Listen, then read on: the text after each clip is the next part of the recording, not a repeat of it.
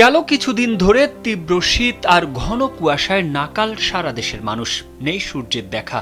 অনেকেই বলাবলি করছে এমন ভয়াবহ ঠান্ডা নাকি আগে দেখেননি। শীতের তীব্রতায় সবচেয়ে বেশি ভোগান্তিতে ছিন্নমূল ও নিম্ন আয়ের মানুষ।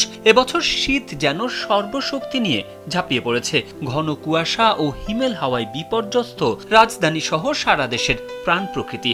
রোববার দেশের সর্বনিম্ন 9.8 ডিগ্রি সেলসিয়াস তাপমাত্রা রেকর্ড করা হয়েছিল কিশোরগঞ্জের নিকলিতে। কুয়াশায় আচ্ছন্ন গোটা রাজধানী, নেই সূর্যের দেখা। বৈরী আবহাওয়ায় বিপর্যস্ত খেটে খাওয়া মানুষ।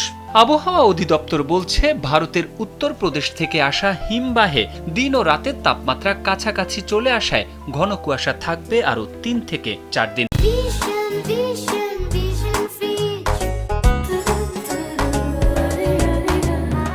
আবহাওয়া অধিদপ্তর আরও জানায়, আগামী কয়েকদিন মধ্যরাত থেকে সকাল পর্যন্ত সারা দেশের কোথাও কোথাও মাঝারি থেকে ঘন কুয়াশা পড়তে পারে এবং কোথাও কোথাও দুপুর পর্যন্ত তা অব্যাহত থাকতে পারে। এদিকে শীতের দাপটে হাসপাতালে বেড়েছে নিউমোনিয়া, ডায়রিয়া সহ নানা ঠান্ডাজনিত রোগের প্রকোপ।